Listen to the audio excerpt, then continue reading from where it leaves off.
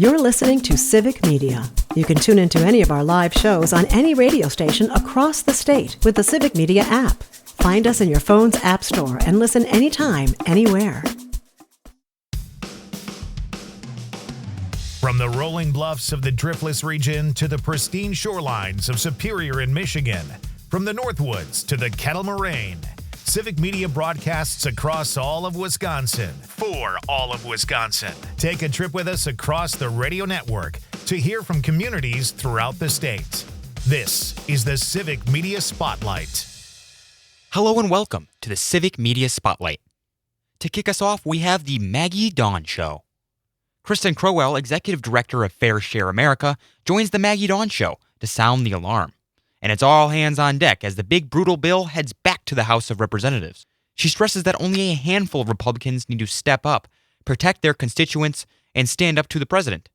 Crowell says outrage is growing on both sides of the aisle, all across the country. There's no rational justification for this bill, but there is real people-powered resistance. Welcome, everybody. Welcome back if you're rejoining us. I'm Maggie Daun. You're listening to the Civic Media Radio Network. Well, the Senate voted in a tie, so the vice president broke it, and now we've got the big brutal bill to contend with back in the House of Representatives. So our agenda, for those that care about working people in good faith in this country, is to kill the bill and then hold every single Republican in the Senate and the House who voted for it accountable and vote them out in 2026. I've got a great guest to help us understand the ramifications for the middle-class folks everywhere, but especially here in Wisconsin. She's a Wisconsinite herself. Her name is Kristen Crowell. She's the Executive Director of Fair Share America, and she's been on quite the bus tour. Welcome to the show, Kristen. Thank you so much for having me. So we've got the approval of the big brutal bill in the Senate, but it's got to go back to the House. So we still have an opportunity to call up our representatives and say no to, frankly, taxpayer-supported handouts for the billionaire class.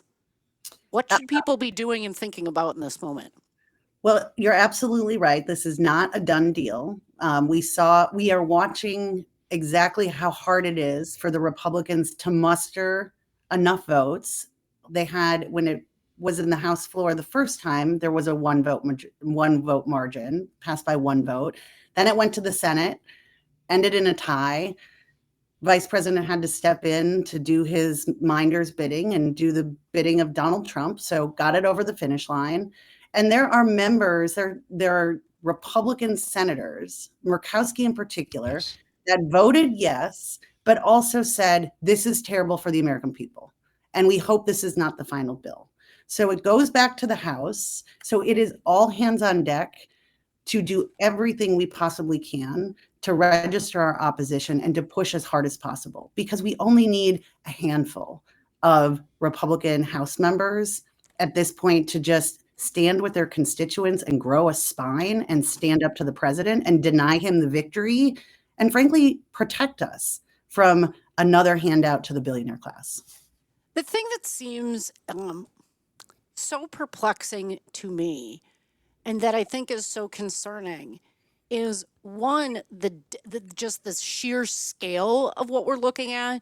This is the by far the largest budget blows to the middle class in American history, of working people that still are living on a razor's edge, right? And that's the conceit here, if you will.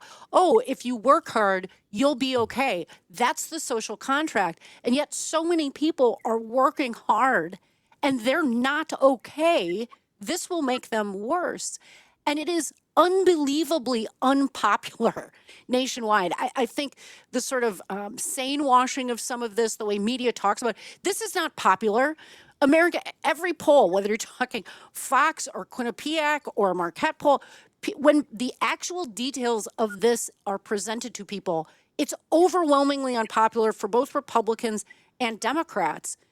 So why in the hell are Republicans lining up to support this when they know it will cause harm? I don't believe the lies that they're peddling to themselves. Is it because they fear Donald Trump and the MAGA movement? Is that what we're looking at? I think that is the main question that sane, rational people are asking. Like, how much greed will satisfy the billionaire class? I mean, we're talking about the top 0.01% are going to walk out of this deal with $250,000. That they don't need. But if I have $100 million, what's $250,000? Like, what does it matter? You cannot spend that much money in a lifetime. So it's perplexing. But I should just underscore, this is the most egregious, horrible, mind-blowing piece of legislation ever even conceptualized in the history of the country. And there is mass pushback happening on the ground. The polling, what we're seeing on the ground all across the country, and I've been really fortunate to be on a national bus tour, Stop the Billionaire giveaway. We kicked off 11 days ago in New York, and we're going all the way to California. We were in La Crosse this morning. Yesterday, we were in Racine and Oshkosh. And what we are seeing on the ground is that there is an outrage that is coming from both sides of the aisle. This is not just a bunch of lefty Democrats getting real pissed off at the Republicans. This is something like I've never seen before. We have farmers coming out to tell their story. We have small business owners that are like, this is not about business and the economy. This will blow a massive hole in the economy. This is damaging. Obviously, the big headlines are, 16 to 17 million people will lose their healthcare coverage. Another 4 million people will lose their food assistance. And Maggie, you're exactly right. We are already stretched to the brink. People are living paycheck to paycheck. 60% of the country right now has about $600 in their checking account. And I don't think they have any idea what that's like to have to make choices between, what am I going to pay this week? Am I going to pay the electricity bill? Are we going to get enough money for groceries? Can I make my car payment? It's just mind-blowing. To put that into context, just for Wisconsinites, close to 100,000 Wisconsinites will lose their health care coverage because of the giveaways to the billionaires and mega corporations. So thank you, Tony Weed. Thank you, Derek Van Orton. Thank you to every single Republican in the congressional delegation from the state of Wisconsin. And I left out you, Ron Johnson, who swore up and down that you wouldn't tolerate these increases to the deficit. And yet you lined up as well. 100,000 will lose health care coverage, nearly 100,000 in Wisconsin. Nearly 150,000 will lose their emergency food assistant, and we're going to lose about 2,700 jobs. Now, here's the kicker that just blows my mind, Kristen, is that 2/3 of these job losses, people getting sicker and dying sooner and going hungrier, are happening in the GOP congressional districts. Right. They're running for the hills.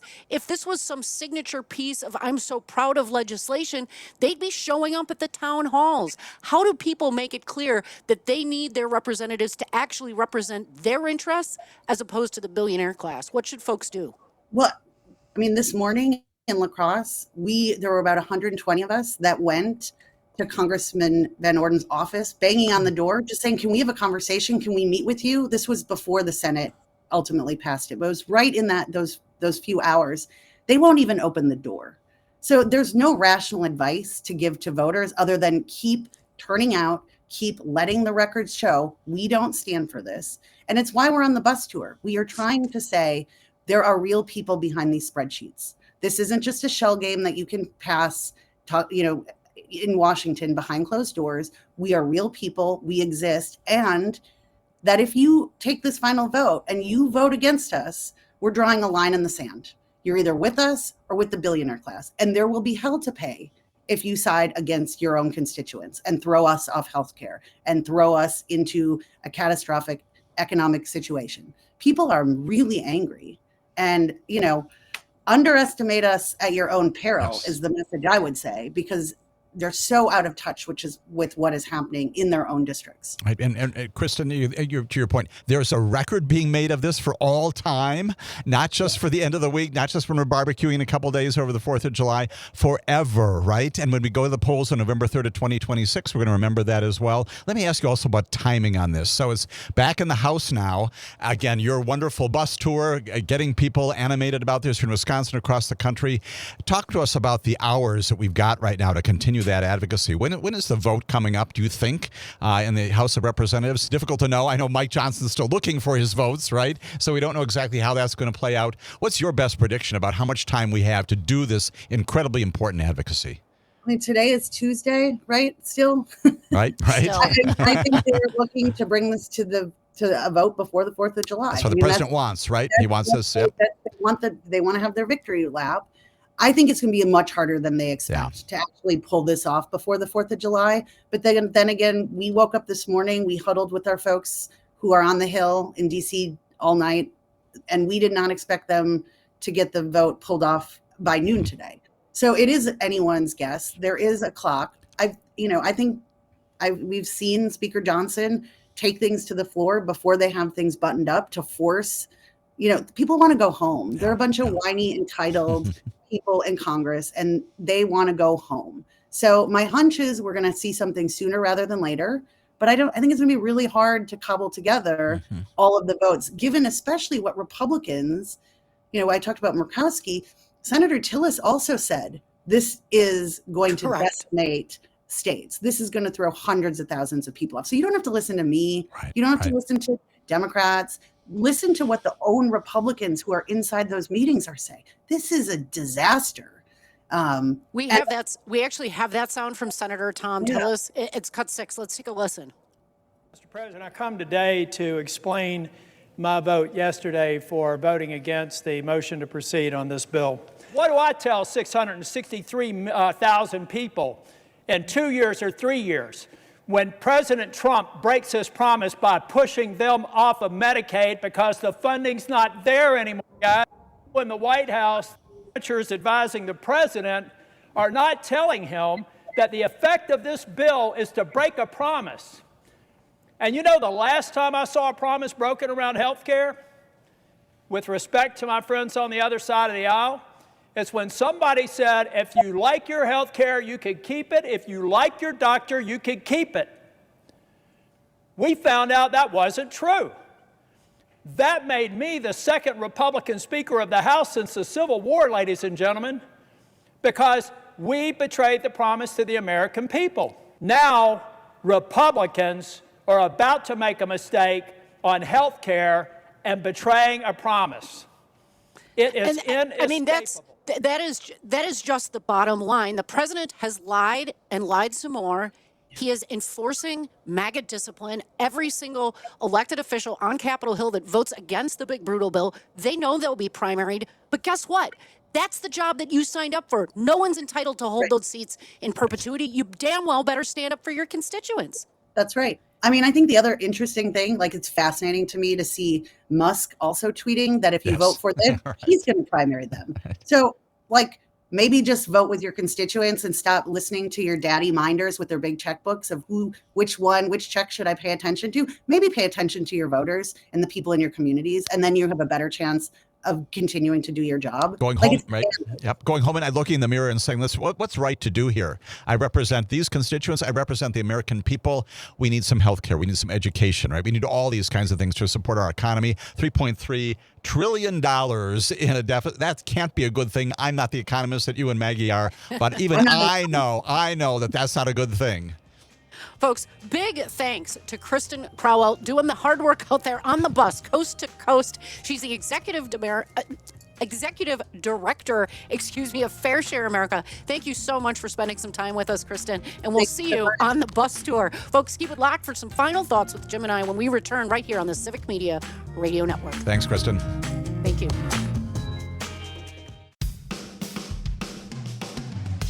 The Maggie Daun Show is part of the Civic Media Radio Network and airs across the network weekday afternoons from 4 until 6. To learn more about this show and all of the Civic Media programming, check out the website at civicmedia.us/shows.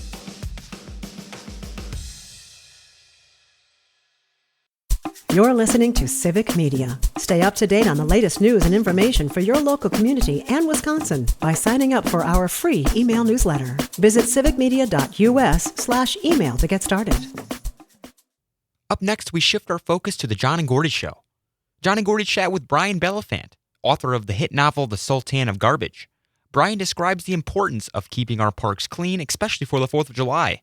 He went into depth about his findings he put into his novel and the reason behind writing a book about the island of garbage. WMDX 92.7. It's John Peterson, Gordy Young in the morning. Beautiful sunshine today for this first day of July. Right now, 63 degrees, highs in the low 80s today. This portion of the show brought to you by Verlo Mattress. You can wake up and sleep better on a Verlo mattress. A lot has changed since 1958, but some things have remained constant throughout Verlo's history. They're still direct-to-consumer, and they still provide superior products at unbeatable prices. Verlo Mattress, 2 Madison locations, east side and west side. Go to verlo.com for more information. All right, time for us to welcome into the show Brian Belefant. Good morning, Brian. Good to have you with us. Good morning. Thanks for having me on. Oh, yes. So you wrote this book called The Sultan of Garbage. That's right. The garbage island that we have out in the Pacific. That was some sort of inspiration for the title of this book. That's right. So this is a novel, I take it, right? Well, it's actually a very short novel or a novella, but yeah. Yeah. It's fiction, it's a story. Now, one of the things, I think your background has a lot to do with the inspiration for this particular novella. So tell us about a little bit about your background. You're a photographer and you really make enticing pictures for the public. Well, actually, it's actually more connected to, I worked in advertising. I started out as a copywriter, and I just had this really kind of amazing trajectory of my career, and I ended up got to the point where I was making Super Bowl commercials. So it was kind of the big leagues. Wow. And I had this realization that I was helping to sort of help create and perpetuate a culture of consumption and waste. Mm-hmm. And the book kind of serves as a form of, I don't want to say penance, but an examination, really. Right. And you said in your bio here that you pushed Pepsi, Nissan, Taco Bell, Toyota, and Frito-Lay. Of course, there's a lot of packaging in that, end up in the ocean, in the Pacific, on a giant island. So this is your way of, telling that story in this novella, correct? Sort of, yeah. I mean, it's basically the hero of the story is a very limited version of me, I suppose, a guy who makes his living helping he photographs packages and products, and he comes to realize that, it's driven by his personal life is falling apart. He's got a girlfriend who doesn't appreciate him and friends who want to take advantage of him. Comes into money, and something tells him that as a photographer, it would be cool to go out and photograph this island of garbage. And that's the starting point. So, Brian, have you actually done that? I mean, did you go out and check out the Great Pacific Garbage Patch? I guess that's what they call it. Did you do some investigation into that or take photos? I did some investigation, and it is not the way it appears in the book. It's worse. It's not something that you can. But we have this picture in our minds that this island is actually an island where you can climb onto it like it's land and see refrigerators and use tires and stuff. And it's really more. It's where the plastic goes to. I don't want to say die because it takes a long time to die, but in the oceans, and this is all of the oceans, the currents, the way they swirl, this stuff sort of congeals. And the worst part of it is, I read a statistic that 70% of the crap that goes into the ocean actually sinks. So we're only seeing, when you see any of it, you're seeing less than a third. Well, it's like a glacier. Yeah. Yeah. Wow. So how did that become central to your story? How do you work that in? Well, in the story, it works as a metaphor for the guy's life. And it's funny when, the thing that people ask me a lot is about the research that went into the book. And I feel a little bit guilty because the research about the character and the profession and all the stuff that goes into making these images and these messages, that comes from my personal experience. So I didn't have to do much research. I did that stuff. But the stuff about the island of garbage and recycling and waste, mostly I said to myself, what would be the worst case scenario? I wrote it down, and then I went back and I looked it up. And a lot of times I wasn't even close. Wow. Well, we're all experiencing microplastics in our brain now. So, Yeah. this is a perfect time for us to talk about that island.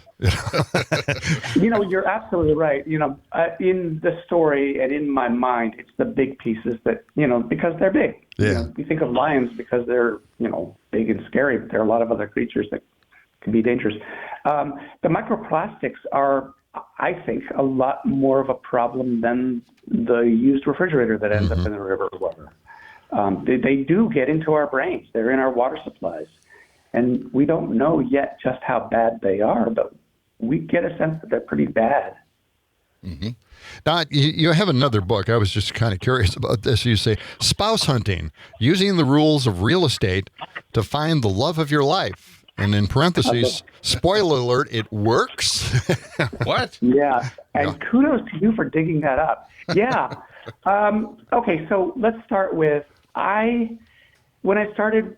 Wait, we have 1 minute. We only have about a minute left, so... Yeah. Yeah, the book works. I met somebody. Okay, right. Just believe it. Pick up the book and do what you're actually advising them to do. So that one's called Spouse Hunting. It's a how-to. Using the rules of real estate.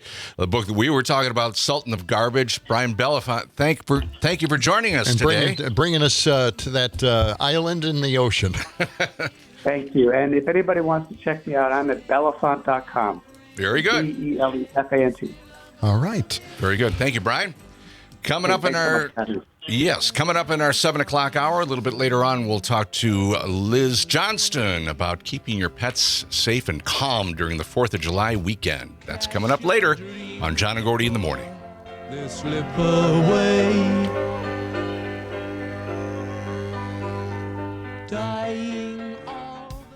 The John and Gordy Show is part of the Civic Media Radio Network and airs on WMDX weekday mornings from 6 until 8. To learn more about this show and all of the Civic Media programming, check out the website at civicmedia.us/shows. We come back to the Civic Media Spotlight with the Matenaer on Air show. Matenaer on Air is joined by Alex Bruzan, a volunteer for We Got This, a nonprofit located in the 53206 zip code of Milwaukee. Their mission is to get kids familiar with gardening. We talk about the history of the organization and how kids go about getting employed for the morning. They are paid for their efforts, and it's not just about gardening. They learn about the processes from seed to harvest and get lessons in financial literacy and management. Good morning and welcome to Matenaer on Air. Jane Matenaer, Greg Bach, and Cal B on the board, coming to you from our studio at Radio Park in Racine. You can join us, call or text. The number is the same, 855-752-4842. You can also leave a comment if you're watching on the live stream on Facebook, YouTube, and what used to be Twitter. Delighted to be joined by our next guest. And thank you to Sue from Franklin, who is the one who emailed us at janesays@civicmedia.us and said, you should talk to these people. So Alex Bruzan is here. He is the executive director of We Got This Milwaukee. Alex, thank you so much for being here. How are you doing this morning? Real good. Thanks for having me. Absolutely. Again, Sue one of our listeners had reached out to us and said, you should talk to this organization. They're fantastic. So tell us a little bit about We Got This in Milwaukee. And it's a gardening project essentially that you do, right? Yeah, so we're located in the 53206 zip code. 53206 is the poorest zip code in the state of Wisconsin. And our zip code has over 800 vacant lots that the city owns. And it's a ton of land, a tremendous amount of land. And, anytime a piece of property isn't owned by an individual or an organization, I mean, it's taken care of, but it tends to be a liability more than an asset. Sure. And so, We Got This was started about 15 years ago by a man named Andre Lealis, and we take vacant lots inside the city of Milwaukee, specifically right around our neighborhood, and we transform them into gardens. And we do that by employing young people from the neighborhood on Saturday mornings in the summer. So last Saturday or yesterday, 2 days ago, we had about 150 kids come out, and they're slowly building out these garden spaces in the neighborhood. That's really cool. That's amazing. That is cool. This must be a first for some of these kids to be this active in gardening, I would imagine. Gardening and work in general. And I think as adults, we take for granted, we go to work, we do things, and we provide an income for ourselves and for our family. But kids in my neighborhood, I live around the corner from the We Got This Garden. Kids in my neighborhood don't necessarily get that first opportunity. When I was 12, I was mowing my neighbor's lawn, and she gave me $10 after it. And you learn, okay, I do work that has a value, and that I'm paid for that work. Right. In our neighborhood, you don't have those opportunities. So yes, for many of the kids, it's their very first work opportunity, which is great. We love that because we get to teach them, here is how you work. There's a difference between work and play. And, work requires effort, and we'll walk you through that process, but we do expect, you to be working when you're at work. Well, and it's, as you said, though, Alex, it's just the basics of you have to show up on time. You have people who I have to tell you about that in a second. Yeah. But I mean, I knew someone who was a teacher at a high school, and he was in charge of the theater department, and they had a spring play every year. And one year, the kid who was the lead actor in the play just didn't show up. And he said, well, I had something else to do. Well, it's a commitment. Yeah, you have to stay. You have to stay with this. And I'm really glad you brought up showing up on time. So we have a capacity at We Got This. So throughout the year we collect donations, and the kids are paid through the donations to the organization. We're a 501c3. And so somewhere in the late winter, early spring, we set our capacity based, how much money we have divided by 12 weeks of the summer program. That's how many kids can show up. Sure. So our capacity is somewhere around between 125 and 150. And we have we've established a little bit of notoriety in the neighborhood to the point where kids are showing up earlier and earlier and earlier. The first kid showed up on Saturday at 6 o'clock in the morning, and we started at 8. So just to get a spot, and we reached capacity at 7:40, and unfortunately we had to turn some kids away because they only got so much money. Right. But yeah, it's and we expect each week progressively throughout the rest of the summer that we'll reach capacity earlier and earlier, which has been what's happened historically. So it's essentially, though, once you reach your max, that's it. That whoever shows up that day who wants to take part, you're going to take. It's first come, first serve. Correct. And are you seeing kids coming through like every week? Like you see the same faces coming through, and it's like a job to them. It's a once a week job for them. They're doing the thing, and I gotta get up at 5:30. Got to get over to the site and get my spot. Yeah, we have a lot of regular kids. I would say about of the 150, about 20% were new this past week. So we still get some new kids, word of mouth, but we have a lot of returners. And this year we've really started to add different layers of leadership into the programming. And so we have dedicated student leaders that help lead little groups. I was a school teacher and an administrator for 15 years. And so we run it like you would run a school. So there's different classes that the kids go into, and that's just the group that they're a part of. But we have like some of that, some of those, what would be like the teacher of the group is a 19-year-old that was in the program the last 3 years. And so we try to keep establishing different layers of leadership so that, kids can kind of grow as we grow and then take on more responsibility. That's so valuable, Alex. Geez, seriously, though, to give some of these kids the opportunity to learn what it takes to manage what it learned. I mean, it's just this hands-on experience that's just got to make such a difference for these kids. If you're just joining us, Alex Bruzan is our guest. We're talking about the We Got This Garden that is in Milwaukee and runs over the summer. And what do you hear from these kids after the first month? Say that they've been returning for a month. What are you hearing from some of these kids? Well, when the kids get paid out at the end of the day on Saturday, I'm pretty aware of the fact that I have to ask them these specific questions. What did you learn? And then they'll tell me, okay, I learned, whatever the gardening task was. I learned how to plant potatoes because we planted potatoes yesterday. I would say, 9 out of 10 kids will tell you they had a good time. Because, work, you're supposed to enjoy the work that you do. Right. And as an adult, you strive for that, right? You want to be doing these things that you enjoy. And then we talk a ton about what you're proud of. Because most of the kids live in the neighborhood, and they'll walk by we have a garden that we installed next to a liquor store. So we call it the liquor store garden. And so, some of the kids live next to the liquor store garden and walk by it all the time. And so you'll hear from them like, oh, I was walking by on Thursday and I saw the zinnias coming up because we're growing some flowers over there. And, they'll tell me, okay, well, I was reminded of when I put those boxes together, or I filled those boxes, or I planted those flowers. And so you can tell, it's doing something in the neighborhood in terms of creating a sense of pride in the community. And it's something they're going to remember too. I mean, also like just the notion of them walking past the garden and not just say, like, to hear a child say the zinnias are coming in is something that would make me so happy. But also to look at it and be like, oh, I make sure next week you water it a little bit more or do this thing because I'm noticing like they're also understanding the process of how plants and gardening works, that they can troubleshoot something maybe in someone else's garden. Like, oh, I used to work in a gardening place and I can tell you need more water or you need this soil. And that is something you can be proud of, but that's also an employable skill. Yeah. Yeah. And we talk about that a lot. The little tasks that you do, all a job is a set of, or a series of little tasks that you do, and you try to do them at a high level. And so you can take, what you learned here, you may not go and be a gardener, but if you work construction, you got to learn how to measure and cut and make sure that it looks right and, have a high attention to detail. And so we talk about all those things. So each at sort of towards the end of the workday, the kids sit in a circle with their group leader and we have a series of questions that they kind of run through, really because we want them to reflect on the experience that they're having. Yes, you get $20 and that's cool and fun. And we have a dedicated group of lunch ladies that come and provide lunch right at the end of it. But we want you to stop and think for a second, what did you do?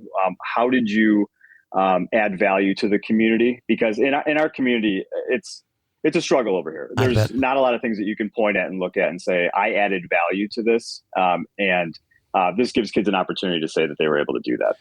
I know, and I don't want to say it's only $20. It's $20, and to a kid, $20 is a lot. Is there any talk about hey, what am I going to do with this $20? Am I going to? That was my question too. Spend $5 on myself, put $15 away, or do you have discussions on financial literacy with the pay they get? Yeah, we do. We talk, and that's 2 of the 12 weeks. We'll talk about some of those financial literacy components, assets versus liabilities, and how to avoid going into debt. Nice. And okay, now you have this $20, and you've come for 10 weeks in a row. Now you have $200. By the end of the summer, do you want $200 in your pocket to maybe buy yourself school clothes for the year, or do you want to spend it at the corner store on Flamin' Hots or whatever kids buy? And is there more leaning towards the Flaming Hots? I'm just curious. I think, like I said, I worked in schools for a very long time, and part of my time was working at an alternative school. And you get some kids who have a really negative disposition towards school and work, and sometimes just existing in the world. Yeah. But when you stop an individual and you have what you hopefully perceive to be a meaningful conversation with them about and help them think about what it might be like 10 weeks from now to have something that's a little bit different than you have today, you'd be surprised. A lot of them will say, yeah, I saved up my 20s and I went, wherever, I don't know where they go, but wherever they go to buy, shoes or pants or clothes. A lot of times it's clothes for school. Which is fantastic. Yeah. And I give them a lot of credit for that, because there are adults who cannot hang on to money and think about the long-term reward down the road. Yeah.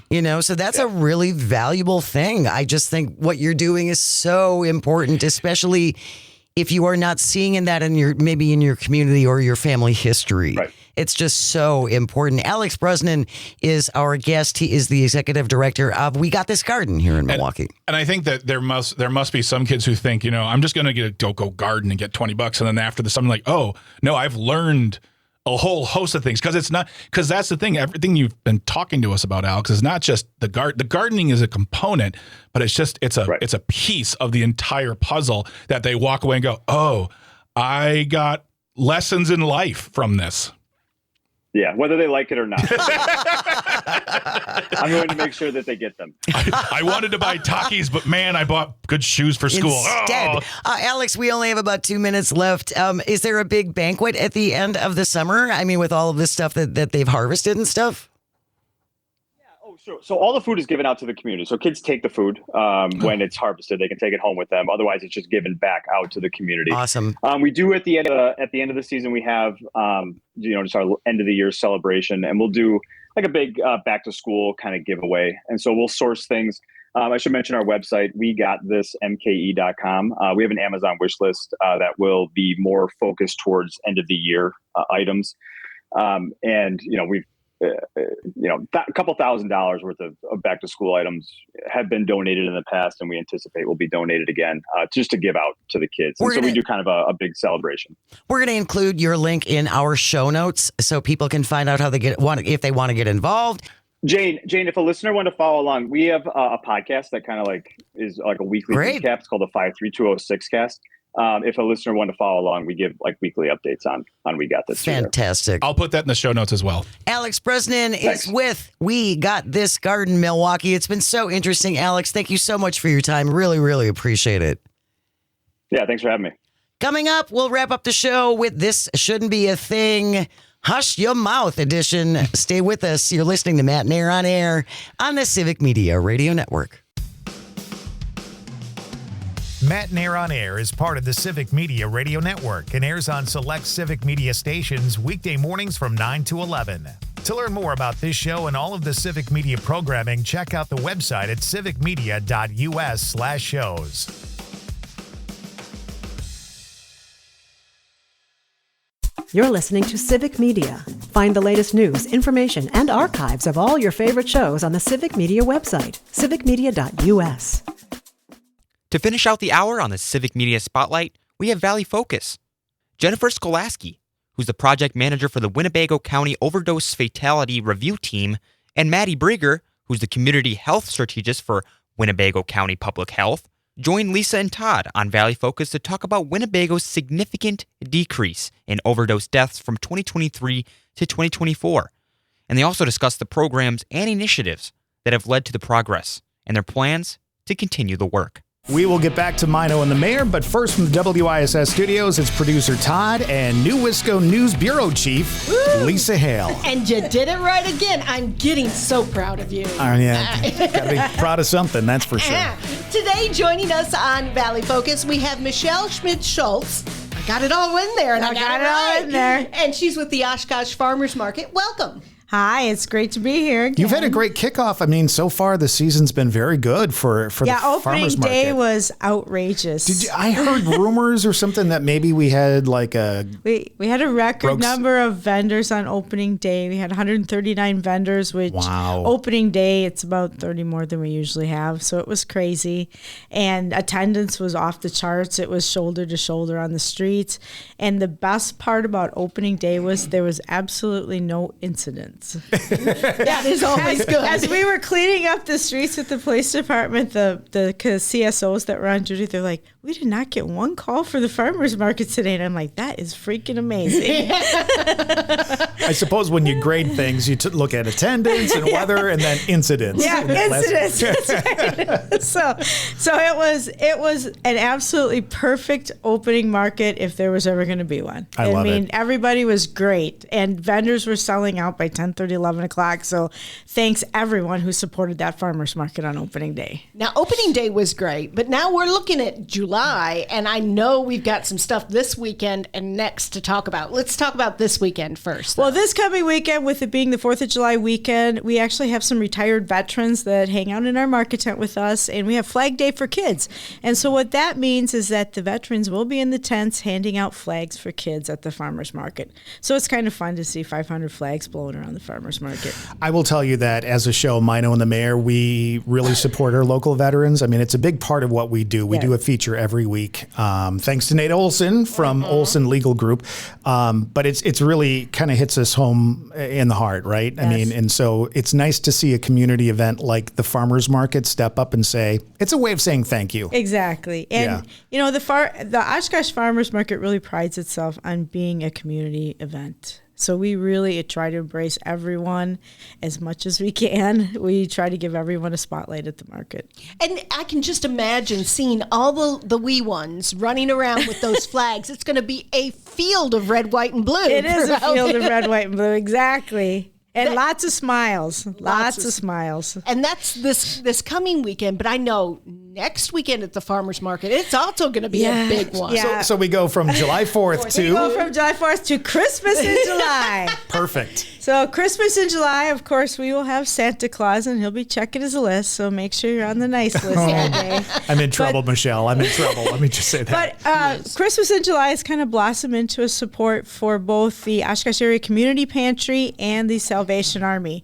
So with the Oshkosh Area Community Pantry, they actually come down with shopping carts in their big truck, and they put up signs where customers can buy 2 items from a vendor and take one home and donate one. And so they don't have to go donate it at the pantry. The pantry actually goes around the market and picks up all these items and loads them on their truck to take back to the pantry. Last year, our farmers market goers donated over $1,000 worth of produce. Or 1,000 pounds of produce, I'm sorry. That's amazing. That is amazing. That's a lot of fresh vegetables for people that don't typically have access to that type of produce. So Absolutely. So I really like the idea that the pantry came up with. It's a fabulous one. You also mentioned before we went on about the fact that the bell ringers will be there. That's right. And it's what do we all see at Christmas time? Ding, them ding, red ding, kettle ding. bells. That's right. You will see them at the Oshkosh Farmers Market for Christmas in July at the Farmers Market. So you'll find the Salvation Army collecting in their red kettles on the south end of the market. You know, I was just thinking, we should dress up for Christmas in July, and then it hit me. No, I am not wearing some fur-lined velvet red thing, but I can just imagine, I can just see Santa in shorts at Christmas in July. Well, he's going to be there, right? Yeah, you made the phone call. Santa's going to be there. Santa's going to be there, and Santa looks just like Santa, but he'll have his red, white, and blue vest on. So. Gotcha. Perfect. Because I was kind of worried about Santa. Yeah. You know, that red suit could be a little hot in the summertime. Yeah, he gets a little toasty. Yeah, just a little bit. Fur-lined, velvet. But we give him a nice shady tent and give him lots of water. That is amazing. So is there... Wait a minute. No cookies and milk? Come on. Well, I'm sure there's somebody selling cookies Probably. at the farmer's market. Right. We can get There'll be plenty of cookies and milk, I'm sure.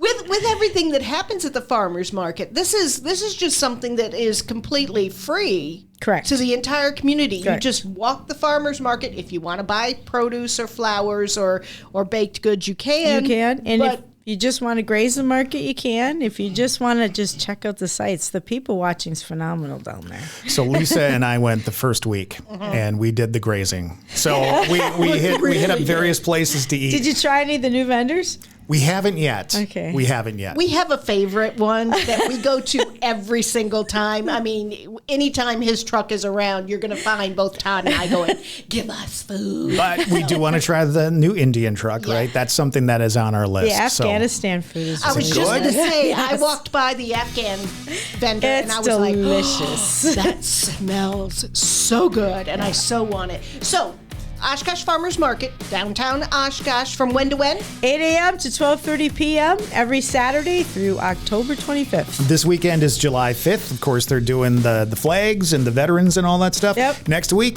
Christmas it is in Christmas July. in July. I love it. How about the website again? www.osfmi.com. Michelle, we love you. We love you too. We do. Thanks We for do. having me. Anytime. Absolutely. Promise you'll come back. I always come back. At some point, we're going to scare her away. I know we will. Stand by. Good More more Mino and the Mayor on the way next on 98.3 and 96.5 WISS.